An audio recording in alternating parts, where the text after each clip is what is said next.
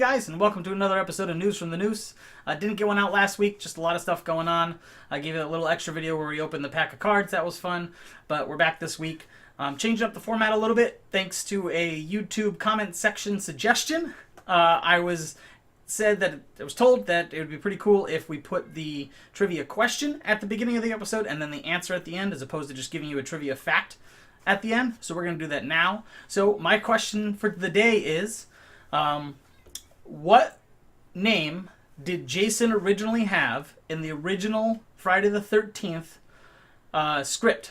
The writer gave him an original name, and then that the name Jason was actually based off somebody that the writer knew in real life. Who was that person? What role did he play in the writer's life? So if you know it, type it in the comment section. Let me know. But if not, wait till the end of the episode and we'll give you that answer. So on to the news. This week, big news surrounding Friday the 13th. Writer Victor Miller, who wrote the original script for the original Friday the 13th movie, is claiming that he owns the copyrights to the Jason character and most of the tropes created in the original Friday the 13th movie, and that he wants control of that character and the rights to publish and sell the rights off and everything else for new movies and new content. The director of the original movie, Sean Cunningham, checking my notes there, is saying that Victor Miller wrote the script as a work for hire, and that his company and the company he then sold the rights to, I don't know who it is, New Line I think it is at the moment, owns the right to Jason's. So the big issue comes from the fact that Victor Miller is claiming that he was not a work for hire. That he did sign a work for hire contract, however, the original draft of the script was written before that, thus making Jason and Mrs. Voorhees his original property, his original creative property. Meanwhile, Sean Cunningham says that Victor Miller had never written a horror script before, and that he was helped guided through the process, and that the work was done as a work for hire. So right now there's a pretty big legal battle going on. This has affected the Friday the 13th video game that a lot of people love. It's essentially shut down the production of any new content. They were just about to release the Uber Jason skin for the Jason, and it's on the disc. It's in the game, rather. Hackers have found it on the PC version and made him playable, but they're not unlocking him because basically any new content they release will be subject to the result of the lawsuit. And so if Victor Miller wins, they will end up having to pay royalties on anybody who purchases Uber Jason, essentially is what's going to happen. Or that content could be forced to be removed from the game later. So to save themselves some headaches, both legally and backlash from the fans, which they're already receiving, they decided not to release him, even though he's pretty much done. So there's that's going on. I personally can see both sides. As a Friday the 13th fan, I'm upset that it's, the fans are the ones suffering right now. The people who play the game. I don't play the game. It was too glitchy for me, but that's besides the point. The people who play the game, people who want a movie, are stuck without being able to have either for at least another year, if not longer, just because this guy's making the claim to the characters. But I also understand that as somebody who creates, granted, I make YouTube videos and I put them out there for free, so there's not going to be an illegal battle over it, and the podcast is out there for free. But as someone who creates, I can completely understand wanting control of something that you feel like you're entitled to. This happened with Marvel. I know comics aren't really horror related, but it's related to the case here. So this happened with Marvel. A lot of writers who came up with characters while employed at Marvel don't have the rights to those characters, and Marvel does. So that's how that works. Marvel hired these writers. The writers came up with the characters. Marvel owns those characters because the writers were employees. And that's actually how Image Comics came about, which does have some horror titles that you guys should check out if you feel so inclined. But that's how Image started. They are a publisher, but they are what they're called creator-owned. So any creator that works for Image owns their creation. The Walking Dead is a very big one of these titles. Robert Kirkman invented The Walking Dead. He owns those rights. He's the one who benefits from publishing the TV series. I'm sure there's some kind of contract that Image gets some kind of money, but he owns those rights because he created those characters. So I can definitely understand both sides. I'm curious what you guys think, so let me know in the comments. I'm sure some of you are pissed off. I'd be pissed off too. I just want another movie. I really don't care who owns the rights. I wouldn't mind a follow up to the 2009 remake, reboot, how they kind of just restarted the franchise. I wouldn't mind a follow up to Jason X, where he's now on Future Earth or whatever and is running amok and wreaking havoc. I wouldn't care if they just rebooted the whole thing and started over again. I just like the character. I like the movies, and I'd like another one. So hopefully this gets resolved quickly, and we can move on from that. If not, I'm not sure what it's going to look like for us, but that's it. Yeah, that's the big news with Friday the 13th. So again, let me know in the comments what you guys think. Which side do you fall on? Do you just want it to be over so we can have more content? Do you side with Cunningham? Do you side with Miller? I'd like to hear your thoughts on it. But that's it for that segment. I don't have a trailer or anything to go over this week. We went over Halloween last week, so I'm going to send it over to Jerry. He's going to tell us about some upcoming Blu-ray releases, and we'll be back after that. Hello, everyone. Welcome to News from the Noose. My name is Jerry, and here's what we've got coming out for the week of June 26th. We've got The Curse of the Cat People from Scream Factory, which is a sequel to the great Val Lewton classic, Cat People. We've got Addiction from Arrow Films, which is a unique take on the vampire genre featuring Christopher Walken. Catsick Blues will be on DVD from Wild Eye, raw and extreme, and it's a tale of how one man handles the death of his cat. And from reading the description, I definitely want to watch this movie because it sounds like what I'm going to do one day. We also have German Angst from Artsploitation Films, a dark German horror anthology dealing with the disturbing nature of love and sex. We've got Survive, which is about a plane crash in the Andes Mountains where they have to survive extreme cold and the fact that they are rugby players, and no one in America understands that sport. We've got The Endless, which is a movie about two brothers who receive a mysterious cryptic letter to return to the UFO death cult they escaped from 10 years earlier. And they do it because I guess they want closure. I just want to watch it because it says UFO death cult.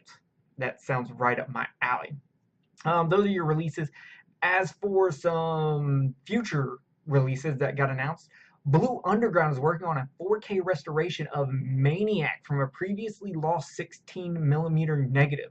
Now, the director, William Lustig, confirmed this at a special screening of the film, so this is 100% true, and I am really excited, as apparently the old Maniac Blu-ray is not that great. A Serbian film is coming to Blu-ray again, but this time uncut and extended, apparently, and it's coming from Unearthed Films. Now, apparently this is coming out soon, but I could not find any information as to when it's coming out. There is a great interview with the director on Adam Green and Joe Lynch's The Movie Crypt, and if you're a Patreon supporter of them, they did a commentary for the movie that is absolutely fantastic. As for classics, Creature from the Black Lagoon and The Invisible Man are finally getting their legacy collections on Blu-ray. Super excited for this, as I have the 4 previous releases. But if you haven't bought any of the previous releases and you do want all of them, well, turns out Universal is also putting out the 30-film collection that was previously only available on DVD on Blu-ray, and it'll be $150, which is pretty good since it's 30 movies, and it's pretty much the legacy collections put together, except I think you get like 2 extra films that don't show up. I think the Phantom of the Opera movies. I think so. So that's good. And then Sony is going to give us a 4K UHD release of John Carpenter's Christine. So that's fantastic. If there's any movie I want by John Carpenter on 4K UHD, it's The Thing. And there's already a 4K scan available thanks to Arrow. But here in America, if you're Region A, you will have to settle for the Scream Factory 2K scan, which is phenomenal. Don't get me wrong. But the Arrow one, I think, is truer to the colors. So anyway, that's it for this week. Tell me what you're picking up. Tell me what you're looking forward to. And let me know if I missed anything. And I will see you next time. So back to Jay. All right. Thanks, Jerry. Looking forward to some of those releases. In other news, E3 happened, well, last week, I guess, or the week before this. Whenever I didn't make an episode, E3 was happening. Not a lot horror related. However, we did get one announcement that I'm super stoked about. Check it out here. Small clip from that announcement, and we'll be right back to talk about it. Officer, you need help? What are you doing? Get off! No! Get off of me!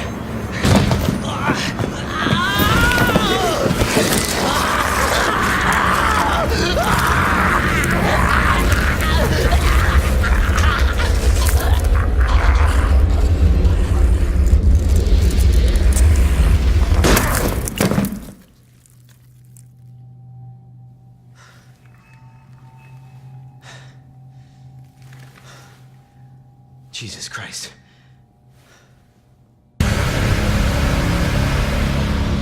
Money's in my account. Always a pleasure.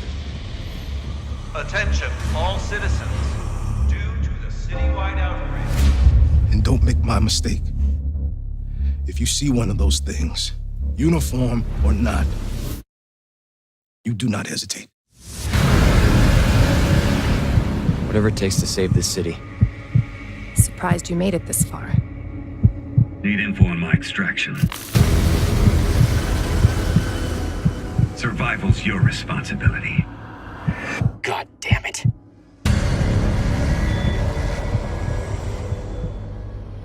Will you help me? Of course. It's an impressive display of strength. But we never meant for this to happen.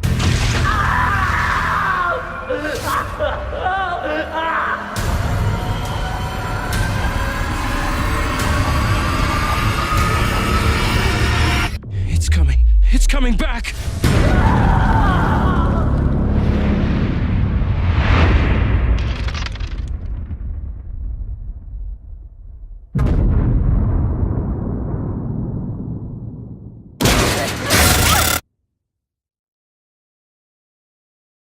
So holy shit, guys.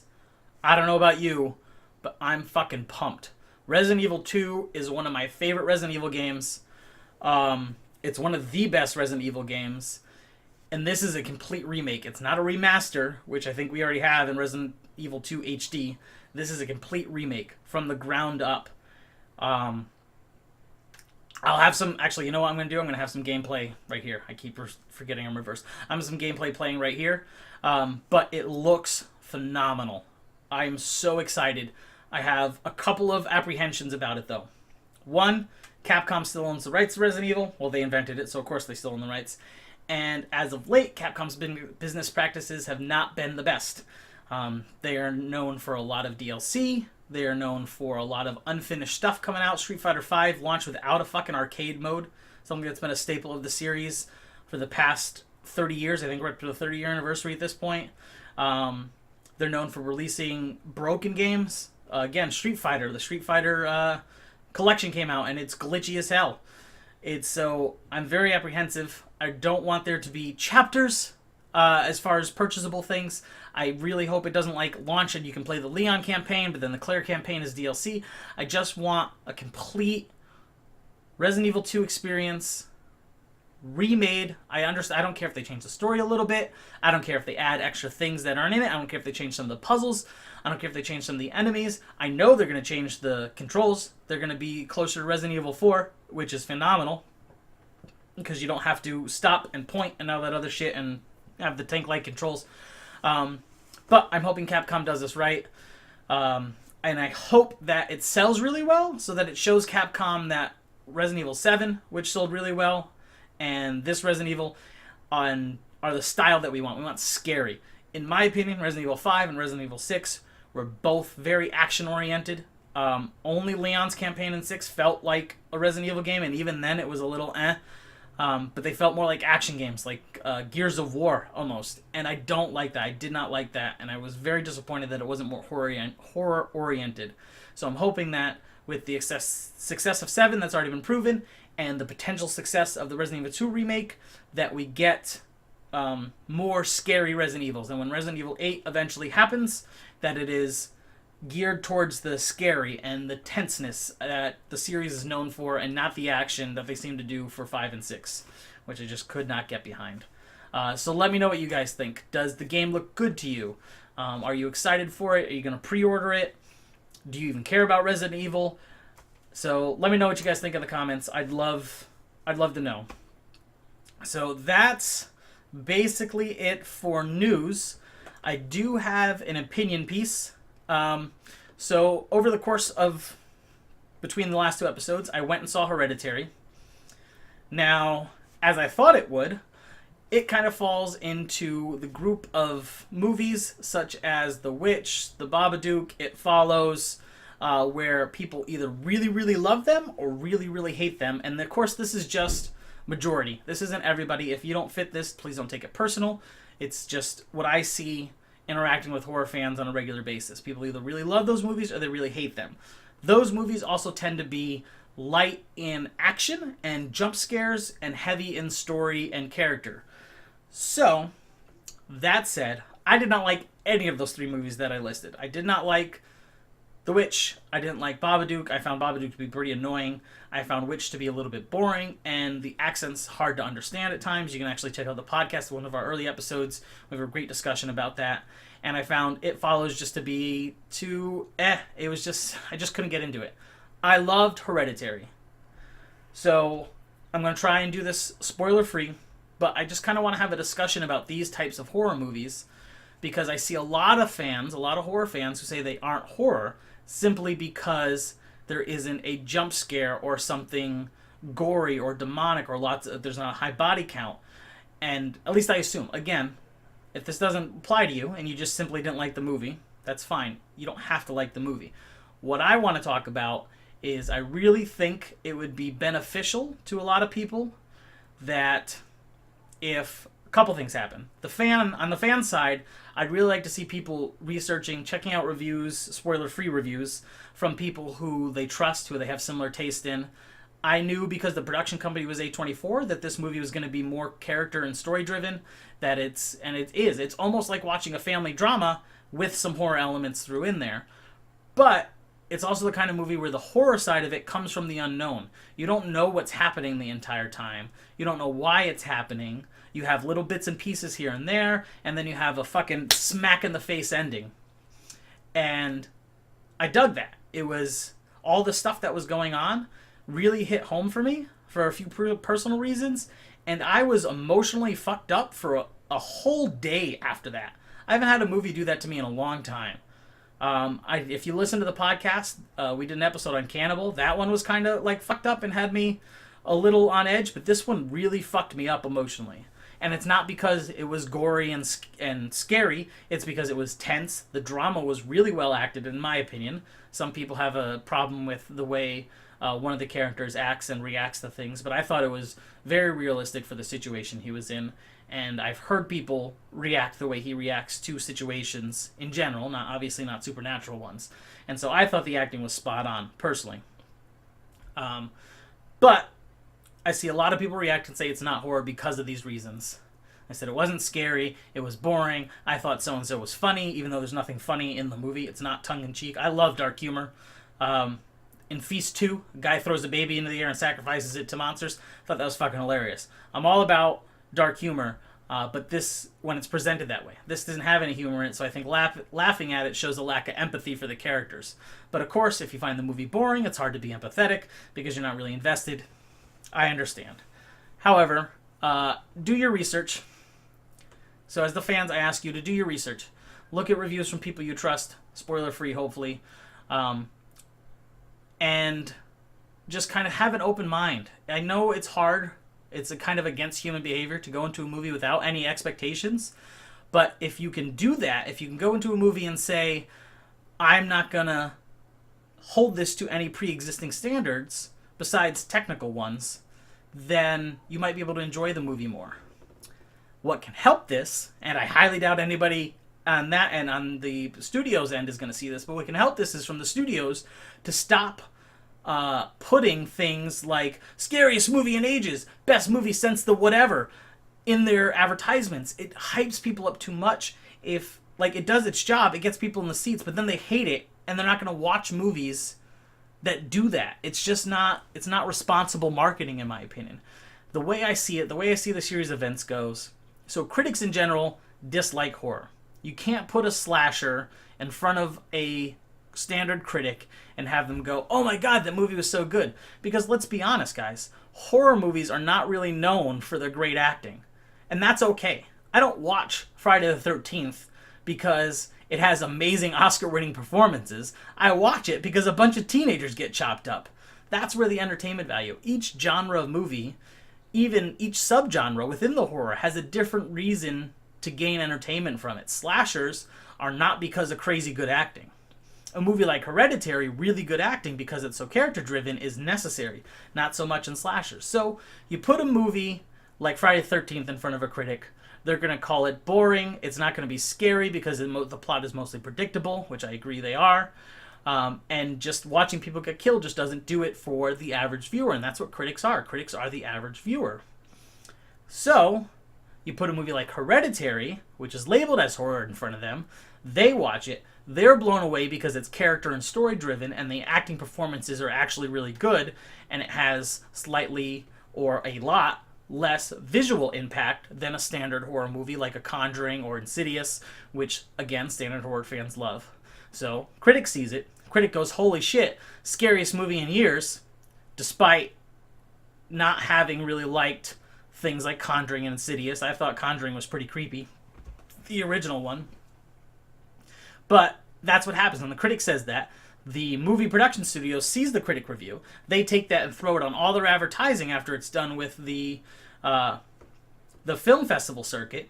Average horror viewer sees it, sees the mix of the words and a trailer that's presented as if the movie is full of jump scares, which, again, Hereditary is like that. If you watch the trailer, it shows almost all of the supernatural parts out of sequence and stuff and out of context so that the plot isn't ruined, but it still shows almost all of them in one scene minus the big finale. And so you get a trailer with mostly action. You get the words, greatest horror movie I've ever seen. They come together. They make a pineapple pen.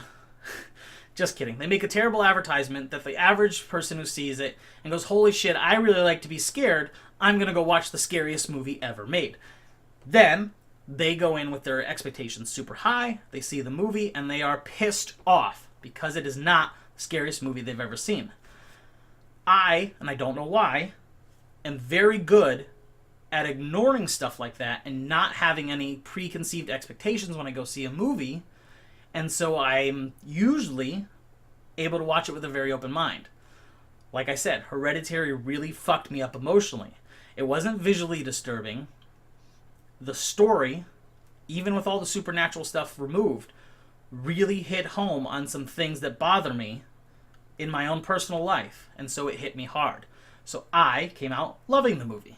If you go in expecting to see something like The Conjuring or Insidious, because it's a supernatural movie, that you loved, and then you get something that is mostly a family drama with small horror elements thrown in and mixed in throughout, you're going to leave disappointed, and that's where the hate from these kind of movies come from.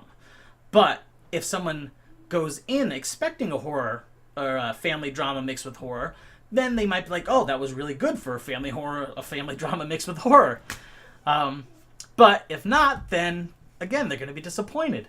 So it's a mix of, as a fan, if you see that kind of advertising, try and talk to people you trust. Try and talk to people who have the same taste as you. There's a few friends I have that I know have similar taste to me, and so I'll ask them, do you think I'll enjoy this movie? As opposed to tell me what the movie's about or give me a full review on it. That way you can kind of get an idea and then go judge for yourself.